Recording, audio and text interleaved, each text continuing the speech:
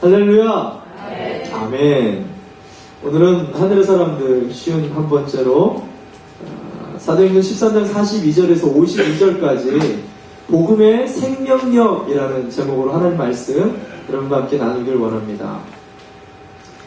실제로 있었던 일인데요. 영국의 큰 여객선에 1000여 명 넘는 사람들이 타고 있었는데 거기에 하필 구세군 교인, 크리스찬들이죠. 구세군 교인들이 약 130여 명이 함께 타고 있었습니다. 근데 안타깝게도 이 배가 전복이 돼가지고 침몰하게 됐는데 수많은 사상자를 내게 됐습니다.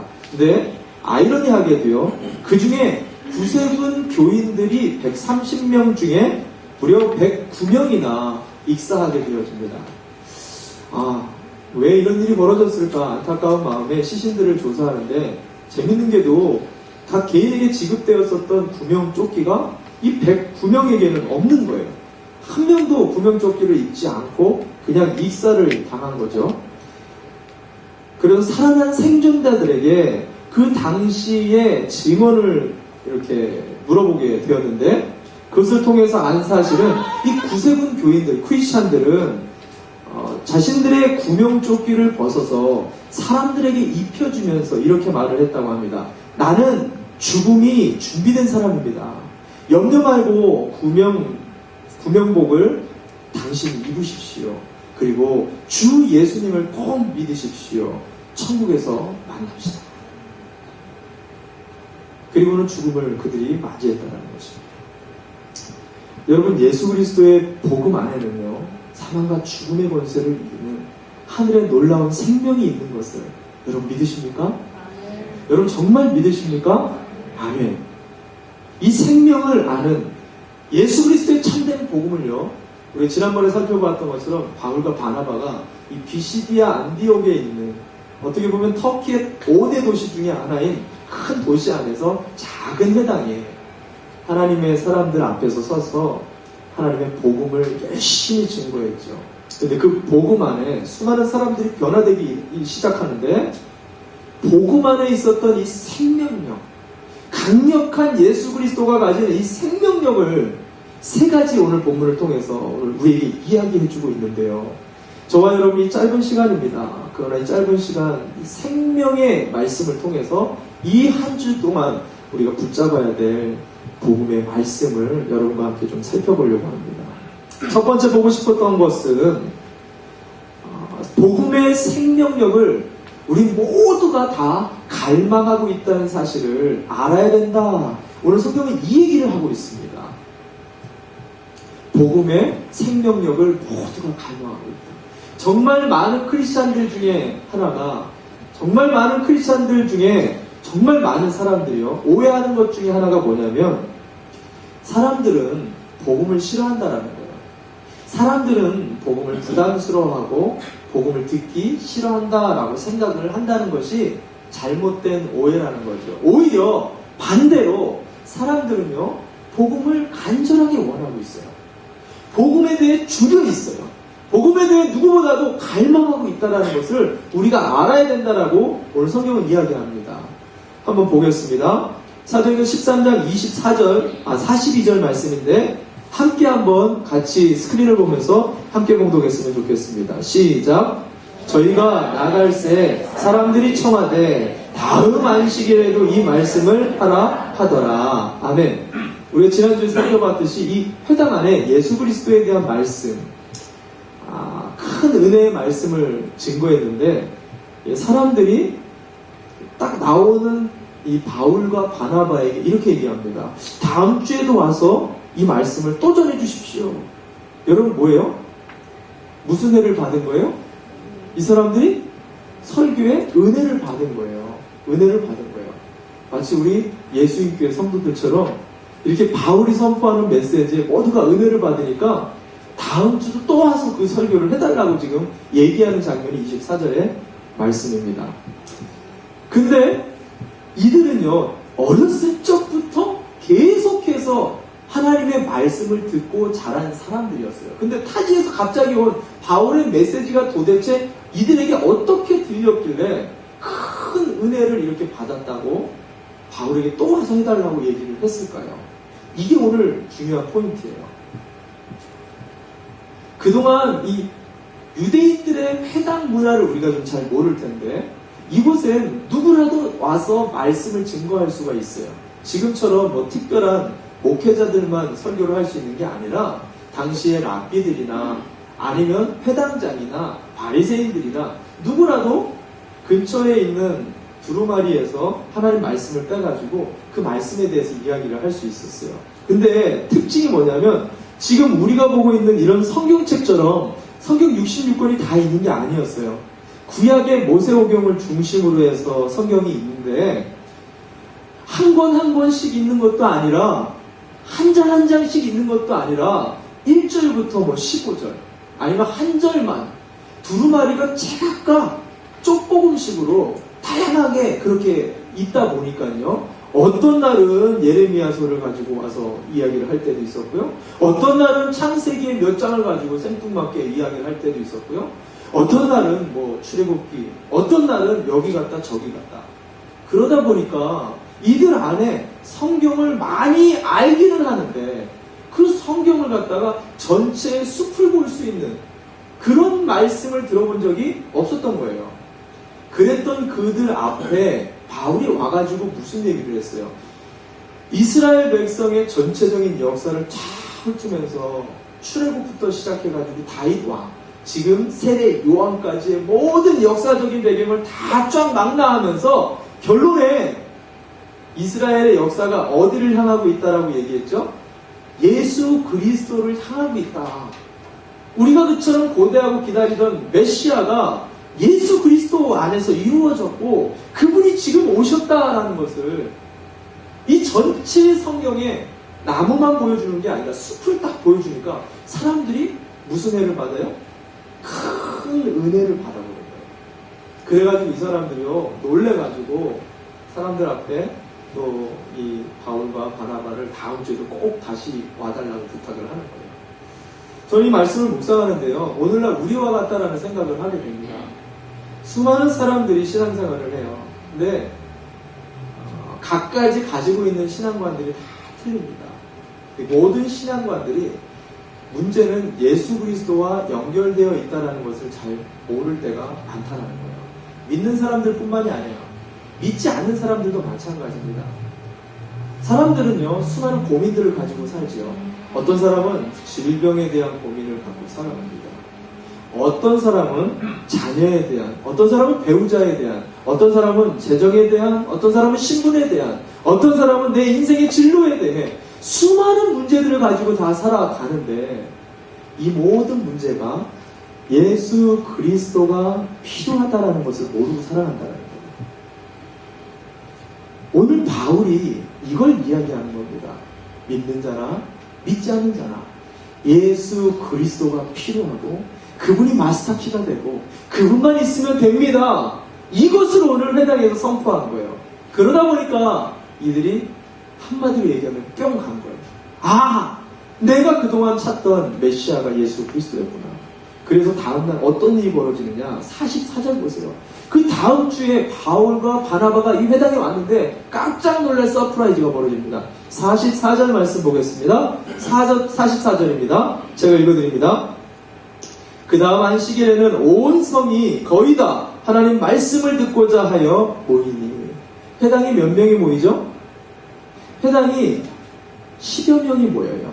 많아봐야 몇십 명을 넘지 못합니다. 근데 다음 주에 왔더니요 깜짝 놀란 거예요. 할렐루야. 이 비시디아 안디옥 도시, 터키의 5대 도시 중에 한 큰 도시에 수많은 이 도시 안에 있는 사람들이 다 왔다라고 누가가 이렇게 표현해요. 사실 조금 오버한 거죠. 사실 어떻게 이 비시디아 안디옥에 있는 사람들이 다 왔겠어요. 무슨 말을 하려고 하냐? 그만큼 많이 왔다. 셀 수 없는 사람이 이 좁은 쪼가 터진 이 회당에 가득 찼다라는 거예요. 왜? 왜? 저마다 가지고 있는 고민과 저마다 가지고 있는 고통과 저마다 가지고 있는 답답한 이 모든 문제가 이게 예수님이 필요한 거였구나. 예수님이 그동안 기다렸던 우리의 메시아가 그 예수 그리스도 안에서 이루어졌구나. 이 해결점을 깨닫게 된 거예요. 사람들이 알게 된 거예요. 여러분, 피시디아 안디옥 사람들이요, 그걸 알자 다 나왔다라고 지금 성경은 이야기하는 거예요. 무슨 말이냐? 이 시대의 모든 사람들은요, 전부 다 하나님에 대한 갈망이 있다 없다? 있다. 저와 여러분이 복음의 이 생명력 안에 우리 안에 있는 수많은 문제를 해결할 수 있는 마스터 키인 예수 그리스도가 있는 것을 여러분 믿으시기를 바랍니다. 여러분 믿으시기를 바랍니다. 네. 그렇다면 우리 주변을 좀 돌아봤으면 좋겠어요. 우리 주변에 복음에 대한 갈망이 있는 사람이 있을까요? 없을까요? 전부죠. 그 사람이 있고 없고가 아니라 전부. 여러분이 알고 있는 모든 인류는 다 복음에 대한 주린 마음이 있다라는 거예요. 여러분 조금만 눈을 돌아보면 직장과 가게와 일터, 여러분이 만나는 이웃들, 여러분의 자녀, 여러분의 배우자, 여러분의 수없이 스치듯 지나가는 수많은 사람들 안에 문제 없는 사람이 있어요? 다 그들 안에 문제가 있어요. 그들에게 다가가서 그 문제 해결책이 예수 그리스도입니다 라는 것을 가르쳐주기만 해도 그들 안에 하늘 위로가, 그들 안에 예수 그리스도를 통한 만족과 생명을 얻게 된다는 거예요. 제가 이런 메시지를 하면 또 우리 집사님들이, 권사님들이 이렇게 질문하죠. 목사님, 저는 그 질병을 얻은 분들께 가서 예수님을 아무리 전해도 저는 은사도 받지 못해서 질병을 낫게 해줄 수가 없어요. 그래서 저는 그분에게 갈 수가 없습니다. 목사님, 저 사업을 망한 분한테 제가 찾아갈 수가 없어요. 왜? 저 사람이 저 사업의 문제를 나는 해결할 능력이 없거든요. 목사님, 저 부부관계 때문에 어려워하고 있는 저 가정에 나는 찾아갈 수가 없어요. 나는 예수님도 아니고 그런 은사도 받지 못했어요. 목사님, 나는 내 주변에 어려움을 겪고 있는 사람들은 다 알지만 나는 찾아갈 수 없어요. 왜? 나는 예수님이 아니기 때문에. 수많은 사람들이 이렇게 알고 있어요. 여러분, 저와 여러분은 예수님이 아니에요. 그러나 이 모든 문제의 해답이 예수님 안에 있다는 것은 말해줄 수 있다는 거예요. 여러분, 오늘 질병을 경험하고 있는 주변의 사람들에게 찾아가서 우리가 할 수 있는 게 아무것도 없어요. 예수님의 이름으로 위로해드리고 기도해줘 보세요. 그러면 그것을 나을 수도 있어요. 그러나 낫지 않을 수도 있습니다. 그것은 주권이 누구에게 있다고요? 하나님께서 있어요. 다만 우리가 예수님의 이름으로 그분의 손을 잡고 눈물을 흘리며 진심으로 간절하게 기도할 때요, 그 사람들 마음 안에 질병을 이기고 문제를 넘어설 수 있는 하나님의 놀라운 위로와 평강이, 내가 알지 못하는 성령의 위로와 격려가 그들의 마음과 심령을 붙잡고 그것을 세워줄 수 있다는 것을 여러분 믿으셔야 된다는 거예요. 이게 예수님 안에 있는 복음의 능력이라는 거예요. 우리는 아무것도 할 수가 없어요. 그러나 여호와 하나님께서 그렇게 예수님의 이름으로 구하는 저와 여러분을 통해서 반드시 그 영혼들을 만져주실 것을 여러분 믿으시길 바랍니다. 그 믿음을 가지고 이번 한 주간에도 복음을 꼭 전할 수 있는 그런 생명의 전달자 되시기를 바랍니다. 두 번째, 복음의 생명력에 오늘 바울은 반작용이 발생한다라고 이야기합니다. 반작용. 많은 사람들이요, 또 한 가지 잘 모르고 있는 것들 중에 하나가 뭐냐면, 생명이 전달되어지고 생명이 잉태되어지고 생명이 내 안에 들어오게 되어질 때 그 안에 그것을 밀어내려고 하는 사망의 힘이 발생하는 반작용이 일어난다는 것을 모른다는 것입니다. 아마 초등학교 좋은 학교나 여기서 또 학교를 제대로 이렇게 나오신 분들은 뉴턴이라는 사람을 알 겁니다. 뉴턴이 이제 여러 가지 운동 법칙을 만들었는데 그 중에 작용과 반작용이라는 법칙을 만들었죠. 무슨 말이냐면, 하나의 힘이 작용을 딱 하잖아요. 그러면 그 힘을 반발시키려고 하는 또 다른 반대의 힘이 작용하는데 이것을 반작용이라고 한다는 거예요. 예를 들면 저같이 이렇게 무거운 사람이요, 점프를 이렇게 탁 하면은 얼만큼 뛸 수 있을까요? 왜 비웃으세요? 높이 뛸 수 있습니다. 높이 뛸 수 있지만 어느 정도 한계가 있겠죠. 왜 한계가 있죠?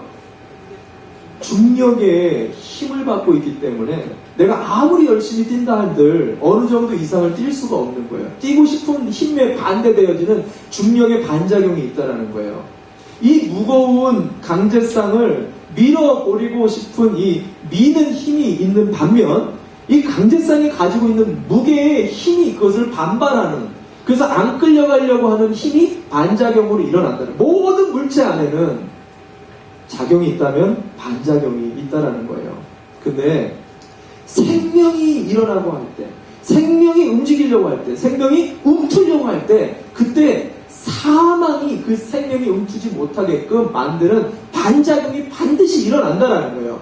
오늘 생명의 복음의 말씀이 증거되는데요. 오늘 그 자리 가운데 동일하게 반작용이 일어납니다.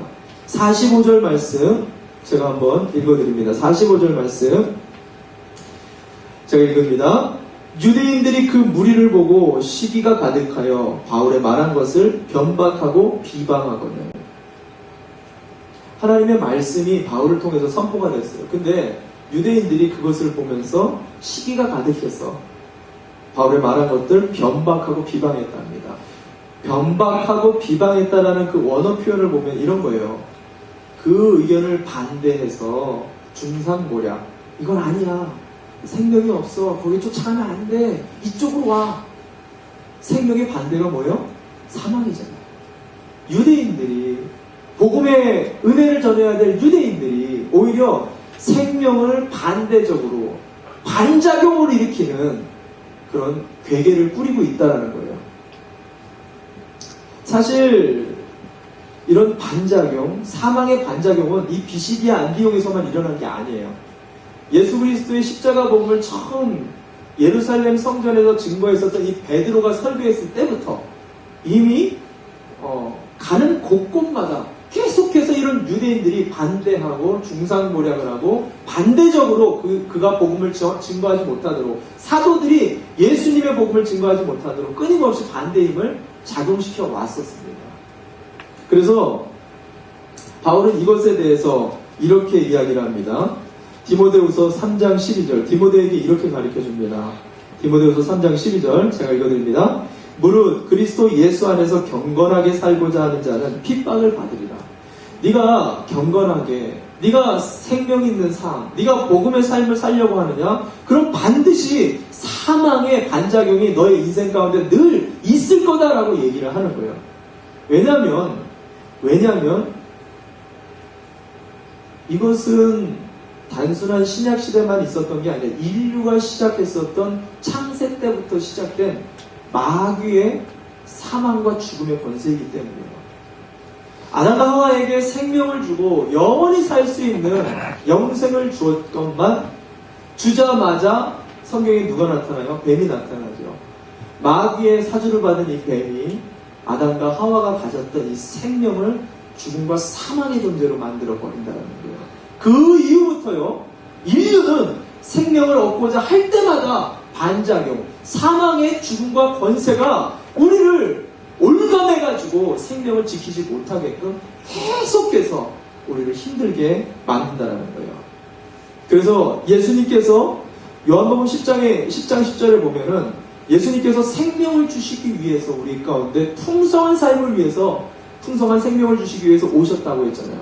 근데 마귀는 유대인을 통해서 무엇을 준비했느냐? 예수님의 죽음의 형틀, 십자가를 준비했다는 거예요. 우리 인생 속에 생명이 있다면 반드시 사망의 권세가 존재한다는 것을 여러분 반드시 기억하시길 바랍니다. 오늘 본문 한 번 더 볼까요? 사도행전 13장 48절과 49절 말씀 한번 보세요.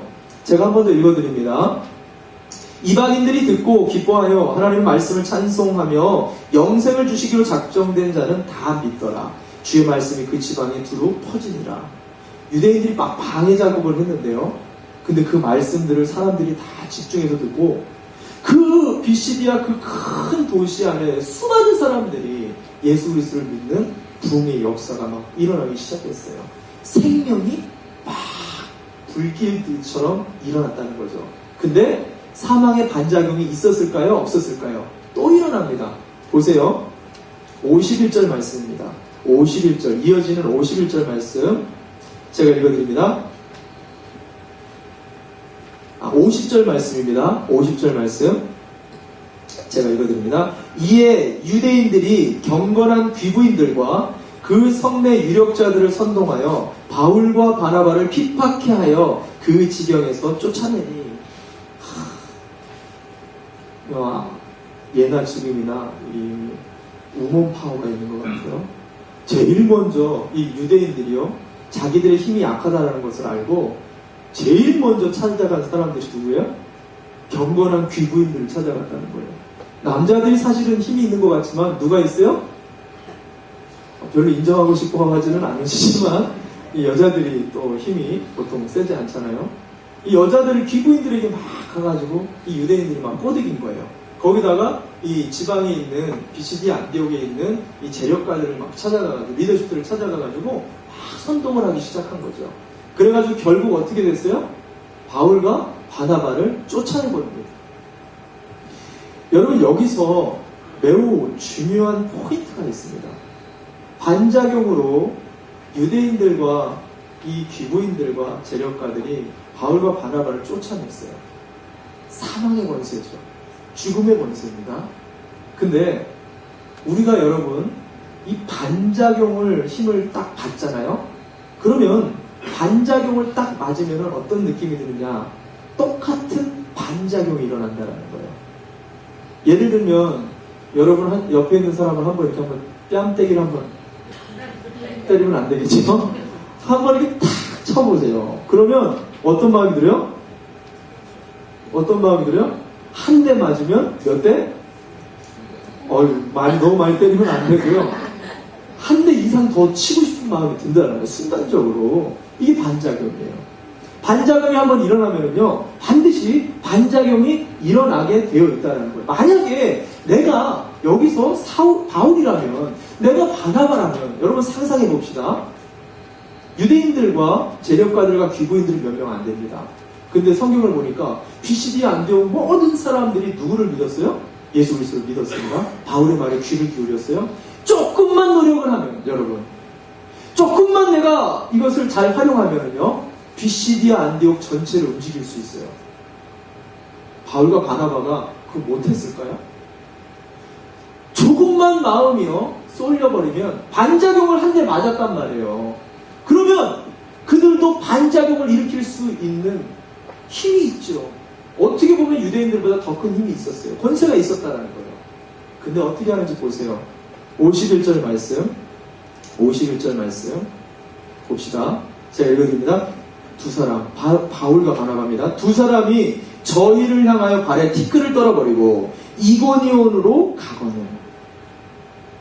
똑같이 반작용을 받았는데 그 반작용을 무시해버리고 그들의 발에 먼지를 떨어버리고 바로 옆 동네 그냥 아무 생각 없이 이고니온으로 가버렸다는 거예요. 이 발에 먼지를 떨군다는 것은 유대인들의 결례죠. 어쩔 때 발에 먼지를 떨구죠? 이방 지역을 갔을 때. 이방 지역은 부정한 자들이기 때문에 접촉을 해서는 안 돼요. 그러니까 먼지 하나라도 나에게 묻으면 내가 부정한 자가 되는 거예요. 그래서 이 먼지를 떨궈버리는 건데 뭐예요? 내가 여기서 받은 상처, 내가 여기서 받은 분노, 내가 여기서 받은 억울함 그냥 다 털어버리는 거예요. 그래? 됐지? 오케이. 이고니온으로 가면 되지. 여러분, 이 점을 자세히 보셔야 됩니다. 복음의 생명력을 가지고 있는 사람에게 반드시 반작용이 일어나요. 근데 그 반작용이 일어나게 되어질 때 절대로 같은 반작용을 해서는 이 반작용을 이길 수가 없다는 것을 아셔야 된다는 거예요. 여러분, 가정에서 멀리 가지 맙시다. 가정에서 봅시다. 남편이 갑자기 들어오더니 뭔가 짜증나는 일이 있었던 것 같아요. 집에 딱 들어오자마자 아이고 이러면서 막 갑자기 그냥 아내한테 그냥 짜증나는 말을 그냥 한마디 확 던졌어요. 그럼 아내가 어때요? 허허허허 웃으면서 두 마디를 확 던져버린다고 봅시다. 그럼 남편이 어떻게 해요? 또 세 마디를 그냥 던져버린다고 합시다. 주거니 받거니. 누가 이겨요? 누가 이겨요? 다 틀리네요. 힘센 사람이 이긴다. 힘센 사람이 이긴다. 남자가 이기든 여자가 이기든 제가 물어볼게요. 경험들이 있으십니까? 그렇게 이겨서 행복하던가요? 그렇게 이겨서 지상 천국이 만들어지던가요? 집안은 아수라장입니다. 집안은 지옥같이 됩니다. 여러분, 마귀가 원하는 게 이거예요. 반작용을 하고 안 하고가 중요한 게 아니에요. 그걸 통해 사망의 거함을 만든다는 거예요. 생명의 존재가 사망에 거하는 존재로 만들어버리는 게 마귀의 진짜 전략이라는 거예요. 예수님께서 이 점에 대해서 분명하게 제자들에게 가르치죠. 마태복음 5장 이후에 산상수에서 뭐라 그래요? 너희가 만약에 왼뺨을 맞거든. 뭐라 그래요? 양뺨을 때려라 이렇게 얘기해요? 오른뺨을 때려주죠. 그 당시 오른뺨은 율법에서 절대로 때릴 수가 없어요. 이성을 잃어버리기 때문에. 오른뺨을 해주죠. 있을 수가 없는 얘기예요. 너희에게 억울한 짐을 쥐어주고 사실 오리 이상 가는 건 법으로 제한되어 있어요. 억울하게 일을 시킨다는 거예요. 억울하게 오리를 가자 하면 뭐라 그래요? 예수님이? 신의를 가주. 있을 수가 없네요. 분명히 반작용이에요. 근데 선한 작용을 해주는 거예요. 너희가 속옷을 벗겨. 그 당시 소송을 걸면은요, 가장 잔인한 소송이 뭐냐면 내가 가지고 있는 모든 걸 다 뺏어버리는데, 사람에게 있어서 율법에서 정한 것이 관례가 그거예요. 속옷과 겉옷은 절대 뺏으면 안 돼요. 왜냐하면 그 사람이 얼어 죽기 때문에. 절대로 뺏어서는 안 돼요. 근데 네가 속옷이 뺏겼다라는 것은요, 진짜 억울하고 잔악한 사람을 만난 거예요. 근데 그 사람한테 속옷을 달라고 해요. 겉옷을 벗었어요.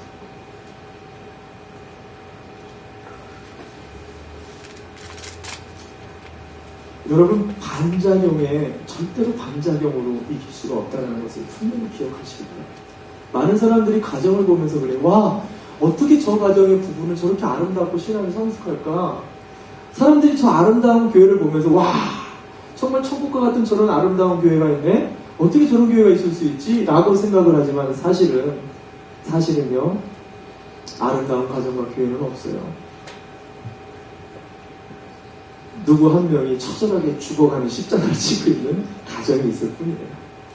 누군가는 처절하게 십자가를 보이지 않게 섬기면서 봉사하는 섬기는 그 교회가 있을 뿐이에요. 여러분, 복음의 생명을 가지고 있다라는 사람들, 그 사람들은 끊임없이 밀려오는 반작용을 경험합니다. 근데 반작용에 반응하는 사람들이 아니에요.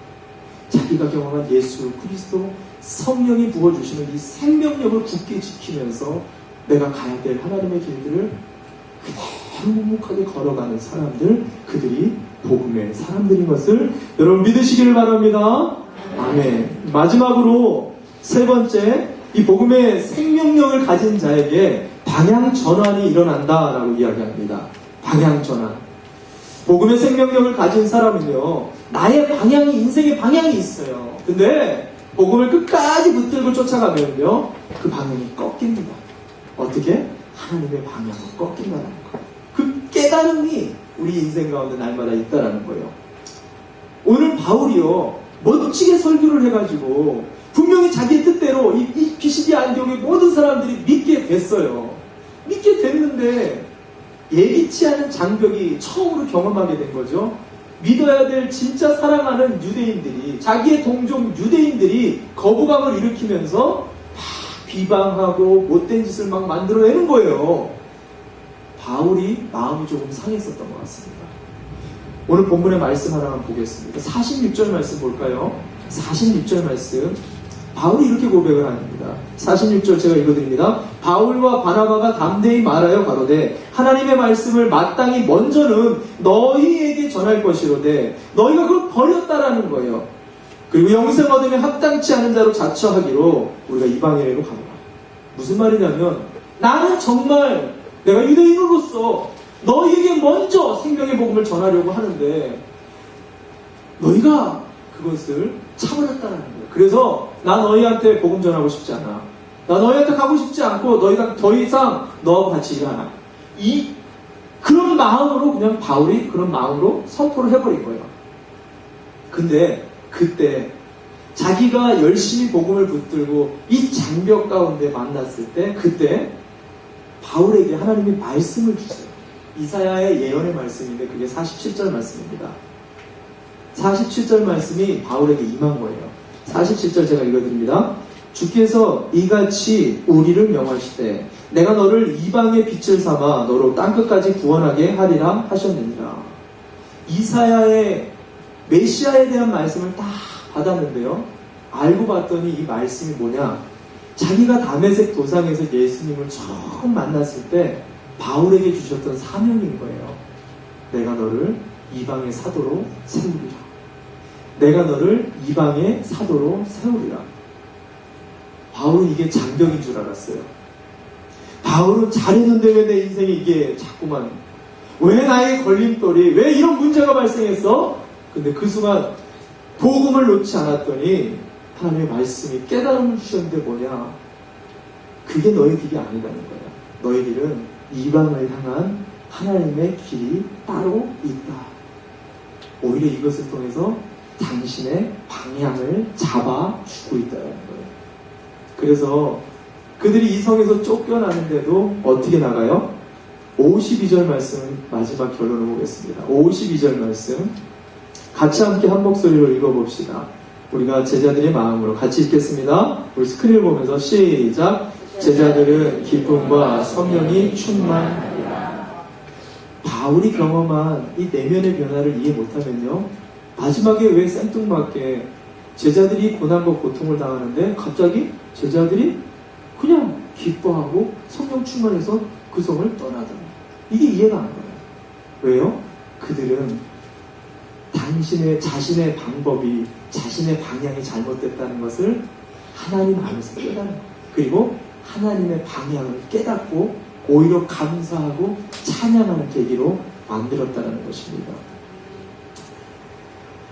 어느 목사님이 이제 사모님의 이야기를 하는 것을 제가 잠깐 들었습니다. 어느 목사님 사모님 얘기입니다. 제 와이프 이야기가 아닙니다. 여러분 착각하지 마십시오. 40세에 이 사모님이 위암 판정을 받았어요. 너무너무 낙심이 되고 절망이 됐답니다.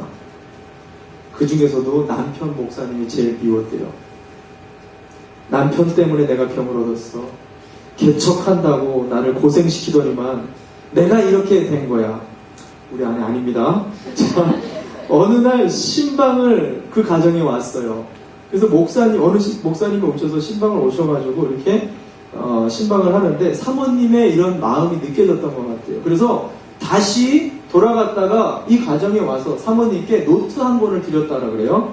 그리고 그 노트 앞에 목사님이 사모님 이 노트에 감사거리를 한번 찾아서 적어보세요 라고 이렇게 권면을 해줬어요. 그랬더니 명색이 사모니까 예 알겠습니다 이렇게 감사함으로 그것을 받는 척 했지만 속으로는 불이 나더라는 거예요. 속으로는 불길과 화가 나서 내가 이 꼴이 돼서 감사거리가 어딨어? 뭘 적으라는 거야? 막 화가 나더라는 거예요. 그런데 그런 상태로 며칠이 계속해서 지나기 시작했다는 거죠. 갑자기 마음이 감동이 있으면서 마음이 좀 고쳐지더라는 겁니다. 그리고는 그 노트를 잡아들고 그래 한번 적어보자. 감사라도 해가지고 감사 제목을 이게 없는 걸 좀 만들어서 써보려고 딱 쓰는데 제일 먼저 감사 제목이 그거더래요. 내 육신은 죽어가지만 내 영이 구원을 받았으니 얼마나 감사한가. 믿으십니까? 아멘. 첫째는 영혼 구원에 감사드렸습니다. 그리고 두 번째로 우리 아이들에게 좋은 것을 먹이고 좋은 옷을 입히지는 못하지만 공부도 잘하고 부모 말도 잘 듣고 순종하는 것을 생각할 때 이런 자녀를 주신 하나님께 감사거리가 생겼다는 거예요. 아멘. 세 번째는 다른 친구들을 만나면 맨날 남편 때문에 속상하다는 말을 많이 듣지만 남편이 좀 고지식한 것 말고는 세상에 또 이런 남편도 없다라는 생각하니까 남편 자체가 또 감사처럼 느껴지더라는 거예요. 그렇게 줄줄줄줄줄 쓰다 보니까 처음에는 감사거리가 있을까라고 생각을 했는데 계속해서 감사거리가 나오고 나중에는 이 노트 한 권이 다 부족해질 정도로 계속 줄줄줄줄줄 써서 한 권이 더 필요하더라는 거예요. 그 순간 그 노트를 쳐다보는데 갑자기 눈물이 막 쏟아지더라고요. 그러면서 하나님 앞에 회개가 나온다. 하나님이 나에게 한량없는 은혜를 주십니다. 하나님이 나에게 모든 것을 주십니다. 내가 모르고 있습니다.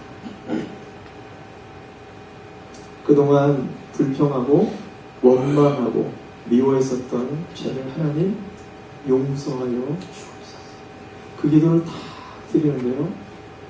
그때부터 막 기도가 막혀 있었던 기도가 막 터지고 그 마음에 그동안 있었던 미움과 증오와 분노의 마음이 물 씻듯이 싹 흘러나가면서 더 놀라운 거는요.